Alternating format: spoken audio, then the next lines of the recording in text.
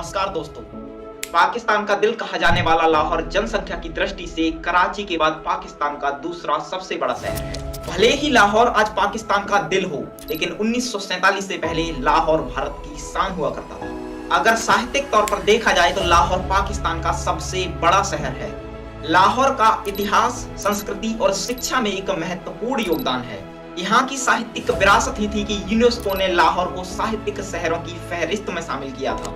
ऐसा माना जाता है कि लाहौर को भगवान श्री राम के पुत्र लव द्वारा बसाया गया था, तब इसका नाम लवपुरी हुआ करता था। 1947 में बंटवारे के समय भी यह शहर हिंदुस्तान के हिस्से में ही आया था, लेकिन परिस्थितियां ऐसी बनी कि भारत के हिस्से में आने के बाद भी आजादी से मात्र 2 दिन पहले लाहौर पाकिस्तान के हिस्से में चला गया। ऐसा क्या हुआ था कि लाहौर भारत का हिस्सा बनने के बजाय पाकिस्तान का हिस्सा बना? आइए नजर डालते हैं इस कहानी पर।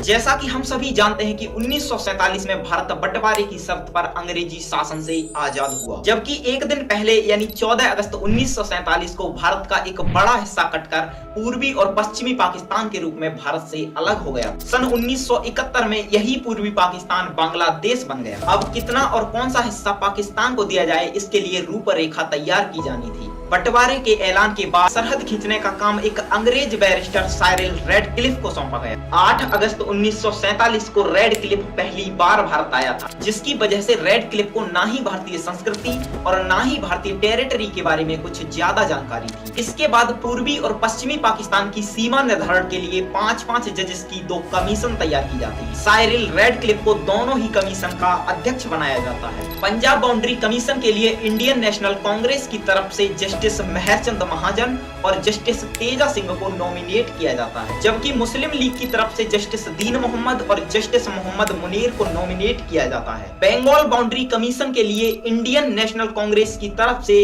जस्टिस सीसी विश्वास और बीके मुखर्जी को नॉमिनेट किया जाता है, जबकि मुस्लिम लीग की तरफ से जस्टिस एएस मोहम्मद अकरम और एसए रहमान को नॉमिनेट किया जाता है। इसके बाद सिर्फ कुछ दिनों के अंदर ही यह कमीशन बॉर्डर निर्धारण के लिए रूपरेखा तैयार करता है। लाहौर में हिंदुओं की पॉपुलेशन 40% थी, लेकिन हिंदू पॉपुलेशन का लाहौर की 80% प्रॉपर्टी पर अधिकार हुआ करता था, जिसमें पहले लाहौर को भारत का हिस्सा ही रहने दिया जाता है। लाहौर उस समय सांस्कृतिक और आर्थिक दृष्टि से काफी समृद्ध हुआ करता था और पाकिस्तान के हिस्से में अब तक कोई बड़ा शहर नहीं आया था। इसलिए मुस्लिम लीग के वकील चाहते थे कि लाहौर पाकिस्तान के हिस्से में आए, लेकिन किसी तरह से रेडक्लिफ के दफ्तर से यह खबर लीक हो गई कि लाहौर हिंदुस्तान के हिस्से में जा रहा है। इसके बाद तो पाकिस्तानी हुक्मरानों के आदेश पर लाहौर में हिंदुओं का ऐसे कत्लेआम हुआ कि जिसे देखकर सभी की रूह कांप गई। जब रेडक्लिफ ने यह देखा और सुना तो उसने भी दबाव में आकर 12 अगस्त 1947 को पाकिस्तान को लाहौर सौंप दिया।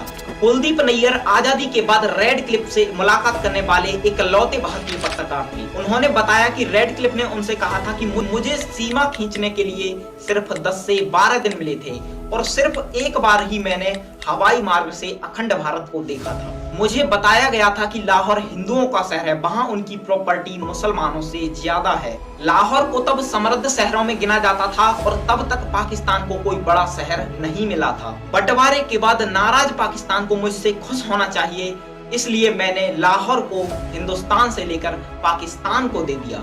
तो इस प्रकार भारत के हिस्से में आने के बाद भी लाहौर पाकिस्तान के हिस्से में चला गया। आज के लिए बस इतना ही, मिलते हैं किसी नई वीडियो में।